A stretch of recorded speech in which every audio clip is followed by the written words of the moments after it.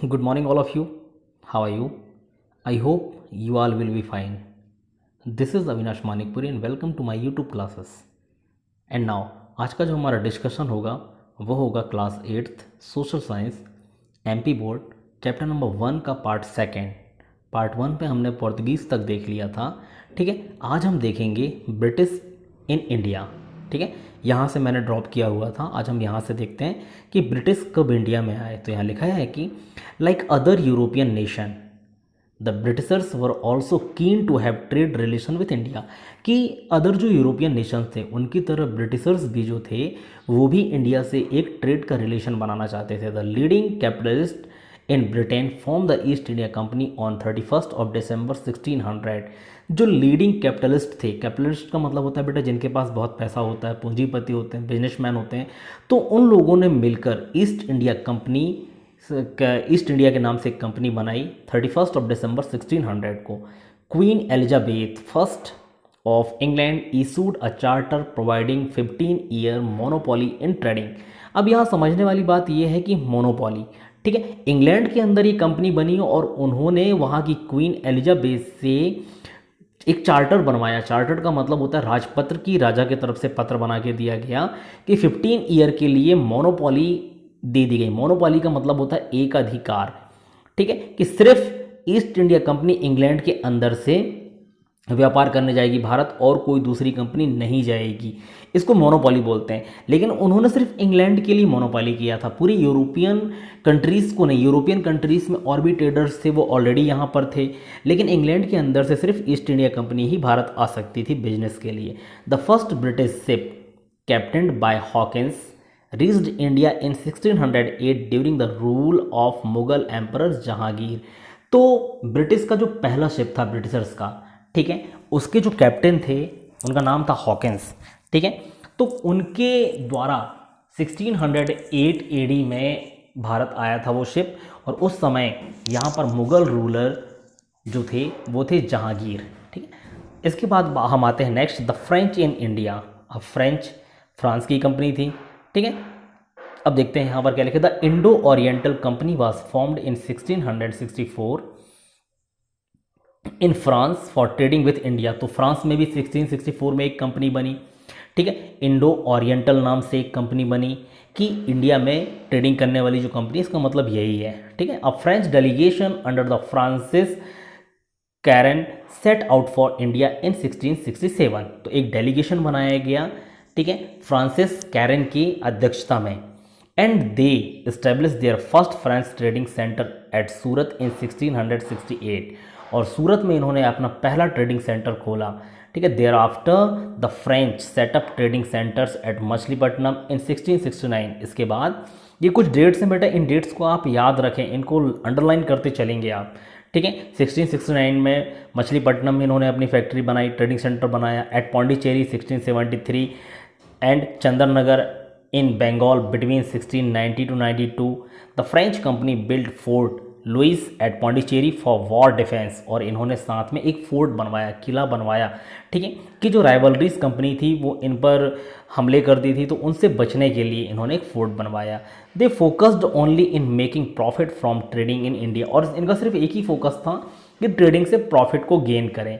French governor Dupleix took decisive steps. फिर इसके बाद डुप्ले ने कुछ डिसीव स्टेप्स लिए। Dupleix effort to strengthen French hold in India started rivalry with British East India Company and the French had to suffer defeat in the war and ultimately they started backing up from India.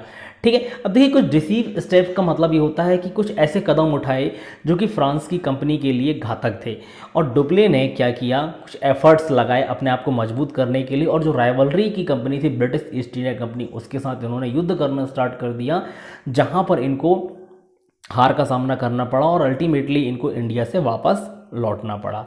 Next है decline of Mughal empire and the consolidation of British power in India. अब इसका मतलब समझें कि क्या है decline of the Mughal empire, कि Mughal empire India के अंदर डिक्लाइन कैसे हुआ।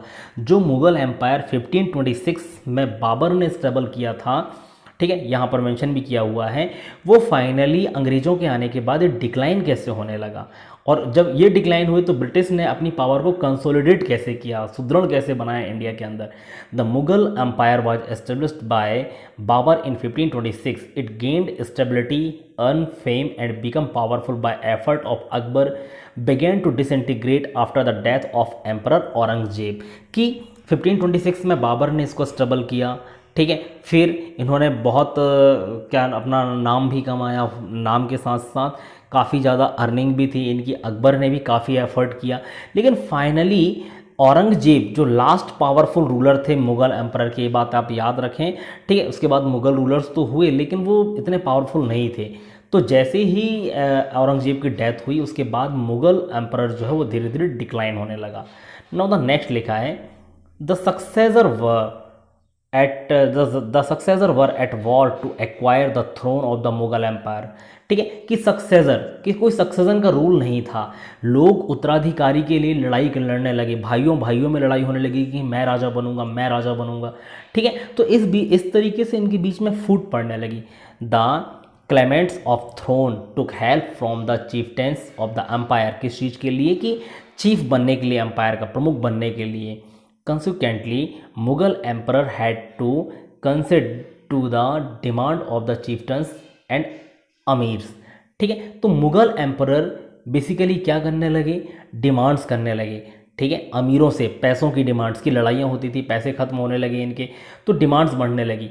The later Mughal emperor were simply puppet rulers of in their hands. तो बाद में क्या हुआ कि अमीरों ने जब उनकी हेल्प की रूलर बनने में तो सिर्फ पपेट बन गए। पपेट जानते हैं, दूसरों के इशारों पर नाचने वाले को पपेट कहते हैं। तो वो सिर्फ नाम के रूलर थे लेकिन वो अमीरों के इशारों पर काम करते थे।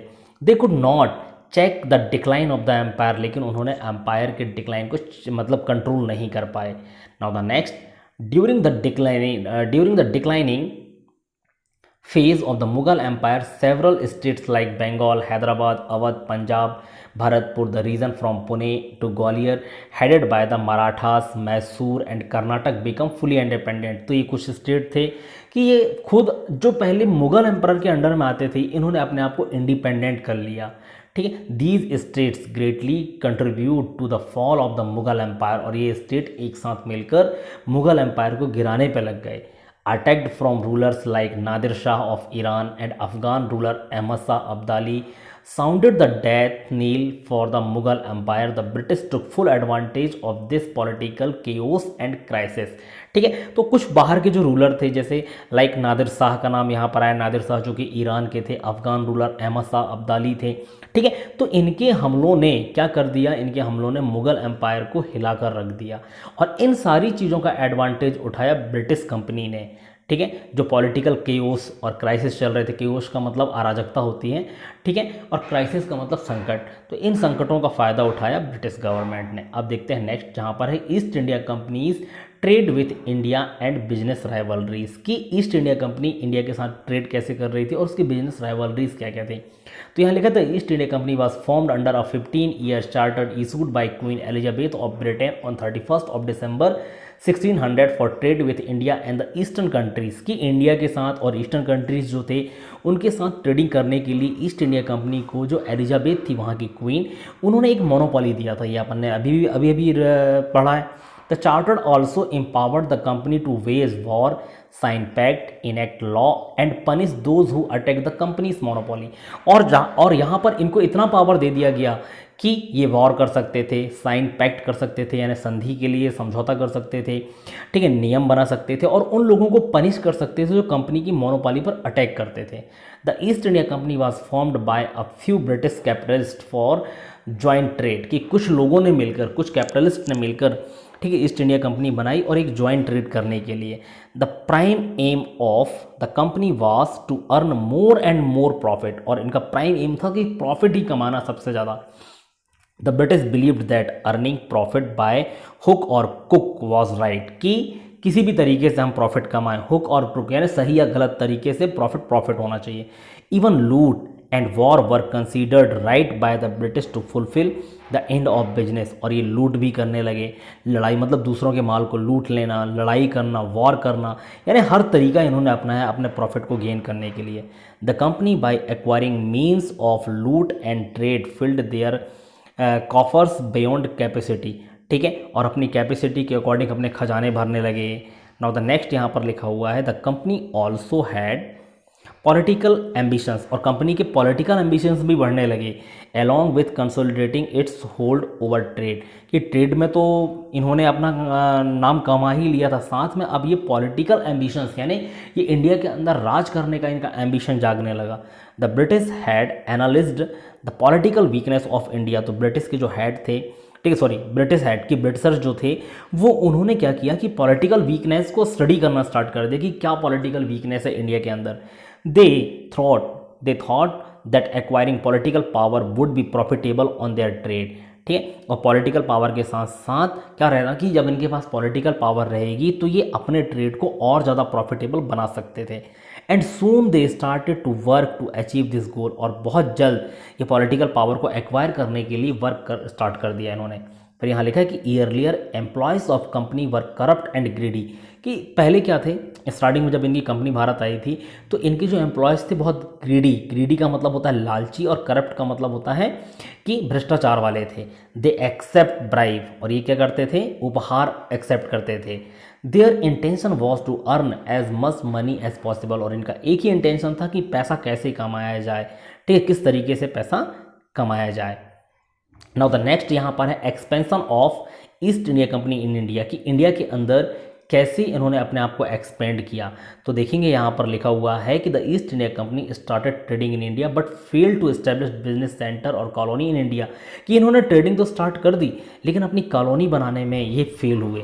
Jahangir granted permission to the company to open business centre at Surat in 1613, ठीक है, कि जहांगीर ने इनको परमिशन दे दिया था कि 1613 में कि आप सूरत में अपना सेंटर बना सकते हैं। Sir Thomas Roe was sent as envoy of King James first to India to meet Mughal emperor for trading purpose, ठीक है। तो यहाँ पर क्या हुआ कि जो सर थॉमस रो को सेंड किया गया, ठीक है, किसने सेंड किया, किंग्स जेम्स फर्स्ट ने इंडिया भेजा कि वो मुगल एम्परर से ट्रेडिंग का क्या ले लें, राइट्स ले लें ट्रेडिंग करने के लिए, ठीक है। Sir Thomas Roe spend his time in Mughal court between 1615 to 1619, कि लगभग 4 से 5 साल तक थॉमस रो ब्रिटिश मुगल के कोर्ट में रहे। He got approval from Jahangir to establish business center in different parts of the Mughal Empire, और उन्होंने अप्रूवल ले लिया, ठीक है, कि डिफरेंट जगह पर डिफरेंट पार्ट्स पर मुगल एम्पायर के ये अपने बिजनेस सेंटर्स बनाने के लिए परमिशन ले लिया। And soon British East India company opened it's business centre at Surat, Agra, Ahmedabad and Bharuch, ठीक है, कि इतनी सारी जगहों पर फिर उन्होंने अपनी बिजनेस सेंटर्स बनाना स्टार्ट कर दिया। When Emperor Charles II of England was married to Prince Catherine of Portugal in 1668, the British got Mumbai in dowry, ठीक है। अब क्या हुआ देखिए कि चार्ल्स सेकंड जो थे इंग्लैंड के प्रिंस थे, उन्होंने कैथरीन जो पुर्तगाल की प्रिंसेस थी जब 1668 में शादी की उनसे, तो जैसे आजकल दहेज चलता है उसको डावरी बोलते हैं, तो उस दहेज के रूप में ब्रिटिशों को मुंबई दे दिया गया पुर्तगालियों की तरफ से, ठीक है। मुंबई में पुर्तगालियों का राज था उस समय, तो मुंबई को दहेज के रूप में दिया गया। Mumbai came under east India company for just 10 pound annual rent, ठीक है। तो वहाँ पर क्या किया कि उस प्रिंस ने क्या कर दिया कि उनको 10 पाउंड पर एनुअल रेंट के तौर पर, ठीक है, मुंबई को कंपनी को दे दिया गया प्रिंस के द्वारा। Mumbai was made head quarter of western coastal business centre in 1687 in the place of Surat, और 1687 में सूरत की जगह पर मुंबई को बिजनेस का सेंटर बनाया गया। On the eastern coastal area also the company established business centre at Machilipatnam, Madras, Bengal, Hariharpur, Balasore, Hooghly, Patna and Kasimbazar, और इनके साथ साथ ये बहुत सारी जगह थे जहाँ पर इनके बिजनेस सेंटर्स बन चुके थे। इस तरीके से इन्होंने अपने आप को एक्सपेंड करना स्टार्ट किया। फिर इसके बाद नेक्स्ट लिखा है कि the company made desired benefit in trading in the areas lying between eastern and western coastal areas. The company build fort in Mumbai and Calcutta and made adequate security arrangement there, और साथ में इन्होंने क्या किया कि फोर्ट बनाना भी स्टार्ट किया, ठीक है, बिजनेस के साथ साथ सिक्योरिटी के पर्पज़ से। In 1717 the east India acquired important trading facilities from Mughal emperor Farrukhsiyar, और 1717 में इन्होंने और कुछ ट्रेडिंग की फैसिलिटीज़ ले ली। फारूखसियर थे उस समय Mughal emperor. John Surman and William Hamilton paid a courtesy visit to the emperor, और बेसिकली जॉन सरमन और विलियम हैमिल्टन, ठीक है, ये इनके कोर्ट में विजिट किया करते थे, जाया करते थे। The emperor was seriously ill, the emperor got cured after following to the advice of William Hamilton. एक समय एम्परर यानी फारूखसियर काफ़ी बीमार थे, और तब जाकर, ठीक है, कि जो विलियम हैमिल्टन थे उनके एडवाइस से वो ठीक हुए। And elated emperor issued 3 decrees providing a lot of facilities to the company, और इससे खुश होकर, ठीक है, उन्होंने 3 डिक्रीज प्रोवाइड कर दिए, यानी 3 तरीके से उनको फैसिलिटीज़ और दे दी। तो क्या लिखा है, the company earn the right to trade in Bengal without paying tax on annual payment of 3000। पहला था इसमें कि कंपनी बंगाल में ट्रेड कर सकती थी विदाउट किसी टैक्स के, ठीक है, और एनुअल पेमेंट उनको सिर्फ 3000 रुपीज़ देना था। दूसरा लिखा था the company was permitted to hire areas near Calcutta, और कैलकाटा के पास, ठीक है, उनको क्या मिल गया कि परमिट मिल गया, ठीक है, किस चीज़ के लिए, बिजनेस के लिए। नेक्स्ट लिखा है कि the company's dues were waived off in Hyderabad provinces, और कंपनी के जो भी ड्यूज थे, जो भी बकाया था हैदराबाद के अंदर, उसको माफ़ कर दिया गया, ठीक है। नेक्स्ट लिखा है यहाँ पर the coin minted by the company in Mumbai were in circulation in the entire Mughal empire, और साथ में जो ब्रिटिश कंपनी जो कॉइन मिंट करती थी, सिक्के बनाती थी, उसको पूरे ब्रिटिश एम्पायर में पूरे मुगल एम्पायर में सर्कुलेट कर दिया गया। दस the companies business and supremacy increased by lapse and bounds in India, और इस तरीके से जो कंपनी का बिजनेस था, ठीक है, और उनकी जो बाउंडेशन थे वो इंडिया के अंदर बढ़ते चले गए, ठीक है, और धीरे धीरे कर कर ब्रिटिश ईस्ट इंडिया कंपनी पूरे इंडिया को अपना गुलाम बना लिया था, जिसके बारे में आगे लिखा होगा। और यहाँ पर जो हम नेक्स्ट क्लास में स्टडी करेंगे वो होगा Anglo French rivalries and Karnataka war के बारे में, कि ठीक है, कि जो फ्रांस की जो कंपनी थी और अंग्रेज़ों की जो कंपनी थी उनके बीच में क्या लड़ाइयाँ हुई कर्नाटक वार के नाम से, वो हम नेक्स्ट क्लास में देखेंगे। आज के लिए बस इतना ही। Thank you so much and thanks for watching this video.